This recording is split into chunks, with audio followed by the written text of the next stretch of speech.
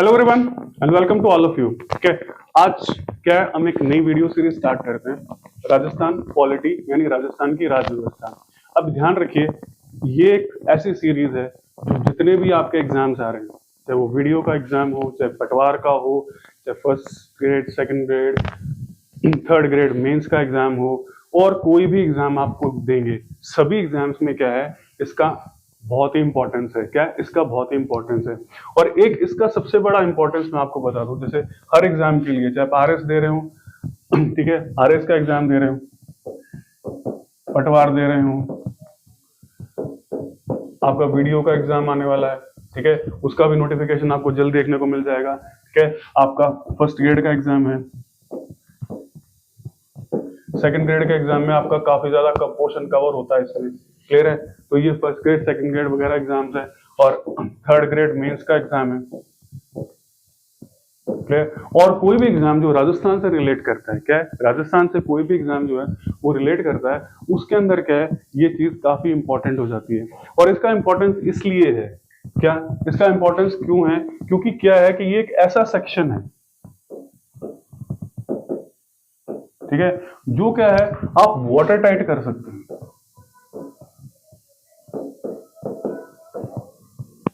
ठीक है, यानी कि इसमें क्या है कि लिमिटेड चीजें हैं, अगर आपने उसको अच्छी तरह से कर लिया, क्या कर लिया, अच्छी तरह से कर लिया, तो कोई भी क्वेश्चन ऐसा नहीं होगा जो आप अटेम्प्ट नहीं कर सकते, कोई भी क्वेश्चन ऐसा नहीं होगा जो आप नहीं कर पाएंगे इसके अंदर। ठीक है, और ये चीजें क्लासेस क्या आएंगी, बायलिंगुअल चलेंगी हमारी, हम बायलिंगुअल इसको क्या है रखेंगे। तो कोई भी सेक्शन, इस सेक्शन को आप बिल्कुल पूरी तरीके से क्या वाटर टाइट कर सकते हैं, कोई भी क्वेश्चन बाहर नहीं जाएगा अगर आपने इसको अच्छी तरह से पढ़ा, इसके अच्छी तरह से नोट्स आपके पास में हैं और हैं, तो आप एक एक चीज के क्वेश्चन को हल कर पाएंगे, सॉल्व कर पाएंगे। क्योंकि क्या है, ये कॉन्सेप्ट बेस्ड यानी सिद्धांत पे आधारित है, इसलिए इसे समझना जरूरी है। और समझ लिया आपने, रटने से काम इसमें नहीं चलेगा। अगर आपने इसे समझ लिया, आप समझ लेते हैं, तो आप इसको क्या है बहुत अच्छी तरीके से क्या है कर सकते हैं, और आपको दिक्कत बिल्कुल भी नहीं आने वाली। धीरे धीरे आप पढ़ते जाएंगे और आपका ये चीजें कवर होती जाएंगी, और जितना आप इसे करेंगे उतने ज्यादा आपके क्या है इसमें मार्क्स आएंगे प्रैक्टिस से और से।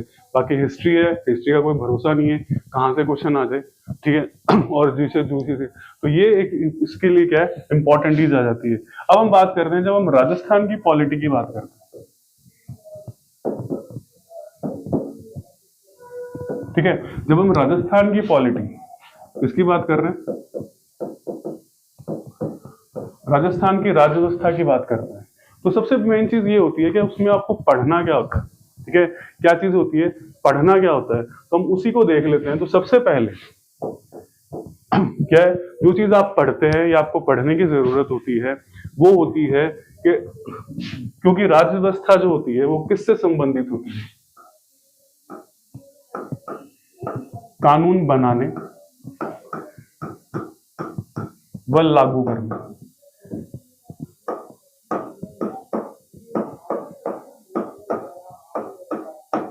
ठीक है, यानी फ्रेमिंग लॉ एंड इम्प्लीमेंटेशन।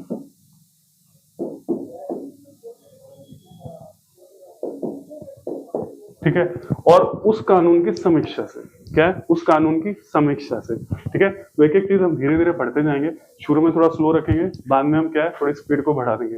तो इससे क्या होती है, डिपेंड करती है तो राज्य व्यवस्था यानी राजनीतिक व्यवस्था। और राजनीति आपको पता है कानून से ही आती है, भी किस तरह की सरकार, जो राज्य है उसको किस तरह से चलाया जाएगा, क्या है, किस तरह से राज्य को चलाया जाएगा, जिससे क्या है जनता का ज्यादा से ज्यादा क्या है भला हो, और जनता पे ज्यादा से ज्यादा क्या है बोझ भी ना पड़े। तो ये चीजें इसके अंदर आती है। अब इसके अंदर हम पढ़ते क्या है, सबसे पहले जब हम कानून बनाने की बात करते हैं, तो सबसे पहली चीज आती है लेजिस्लेचर। ठीक है, लेजिस्लेचर का मतलब है व्यवस्थापन।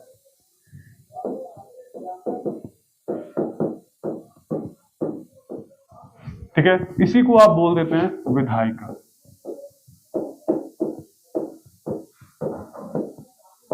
ठीक है, इसी को आपने क्या बोल दिया, विधायिका। तो ये पढ़ते हैं। अब इसके अंदर जो चीजें आती हैं ठीक है, जब हम राजस्थान की बात करेंगे तो हम बात करेंगे विधानसभा की।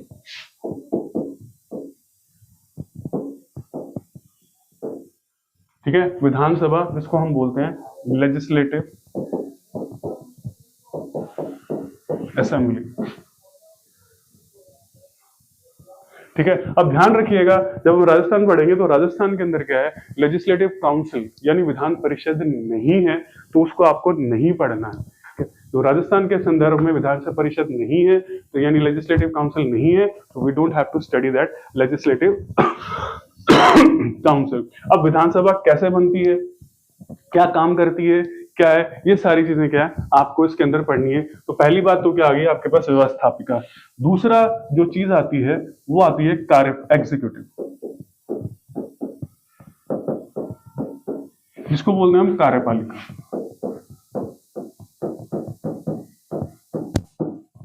ठीक है। अब जो व्यवस्थापिका है, लेजिस्लेचर है, ठीक है, अब इसका काम है कानून को बनाना। क्या है? Framing the law.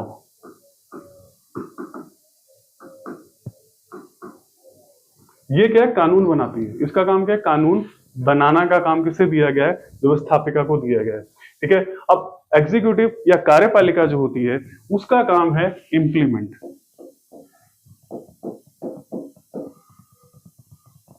यानी कानून, बने हुए कानून को क्या है, लागू करना। ठीक है। ये क्या करती है, कानून को लागू करती है, जो कार्यपालिका होती है। अब यहां ध्यान रखिएगा कि कार्यपालिका जो होती है वो दो तरह की होती है। एक जिसको हम बोलते हैं पॉलिटिकल, दूसरा जिसको हम बोलते हैं परमानेंट। ठीक है। हम धीरे धीरे क्या है इसको डिटेल में पढ़ते जाएंगे आने वाले टाइम पे। इसको बोलते हैं हम राजनीतिक,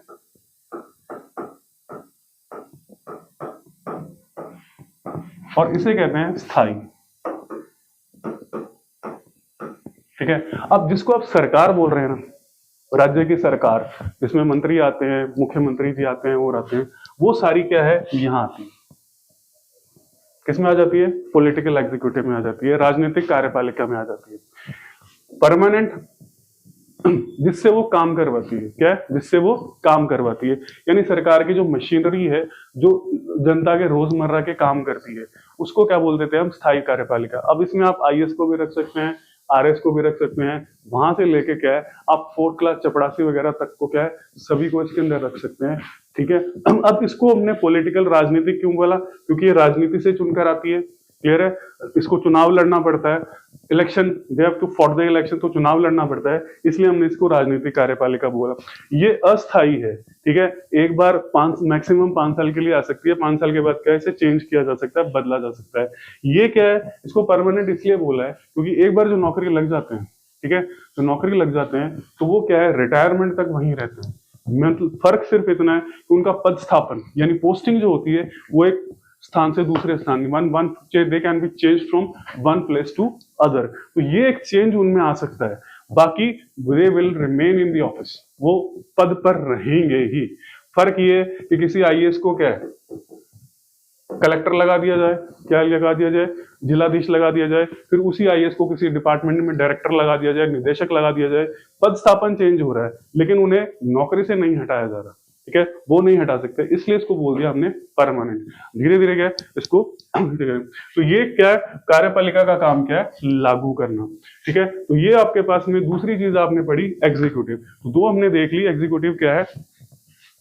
अब इसके अंदर भी क्या है, जब हम पॉलिटिकल की बात करेंगे, ठीक है, तो पॉलिटिकल एग्जीक्यूटिव की बात करेंगे हम। ठीक है। तो इसके अंदर भी क्या है, दो तरह की चीजें आ जाती है आपके पास में। ठीक है। तो दो कार्यपालिका होती है वो दो तरह की हो जाती है। ठीक है। एक जो हमारे पास में क्या है, गवर्नर साहब है। ठीक है। क्या है, गवर्नर साहब है। Clear.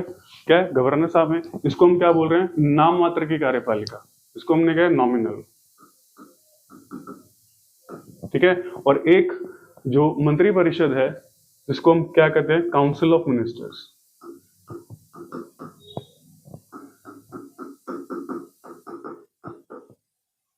Ministers headed by chief minister. ठीक है। यानी मंत्री परिषद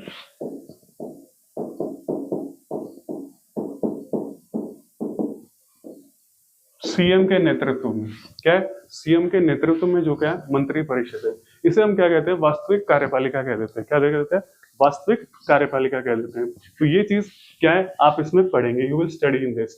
तो दूसरी चीज आ गई, ये आ गया आपके पास में, ठीक है। अब जो तीसरी चीज आती है वो आती है जुडिशरी, यानी न्यायपालिका।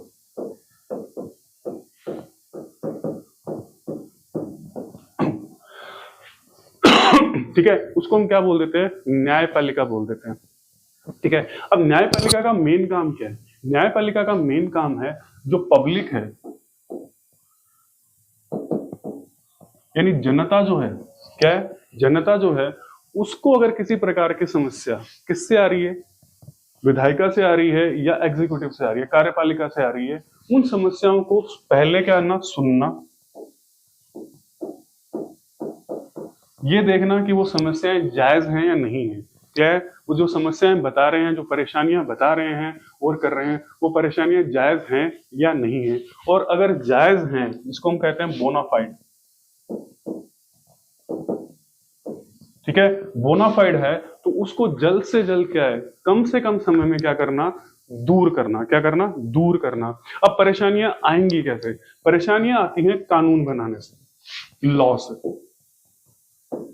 क्या है, जो लॉ क्या है, कौन बना रहा है, लेजिस्लेचर बना रहा है, विधायिका बना रही है। अब विधायिका जो लॉ बना रही है, ठीक है, वो जनता से गलत तरीके से व्यवहार तो नहीं कर रही और नहीं कर रही, तो उस तरीके से वो क्या है, न्यायपालिका इसको देखती है और फिर जनता की परेशानियों को क्या है, सुनकर ये देखती है कि परेशानियां जायज है या नहीं है। अगर जायज है तो उनको जल्द से जल्द क्या करती है, दूर करने की कोशिश करती है। तो ये काम किसका है, जुडिशरी का, यानी न्यायपालिका का काम है।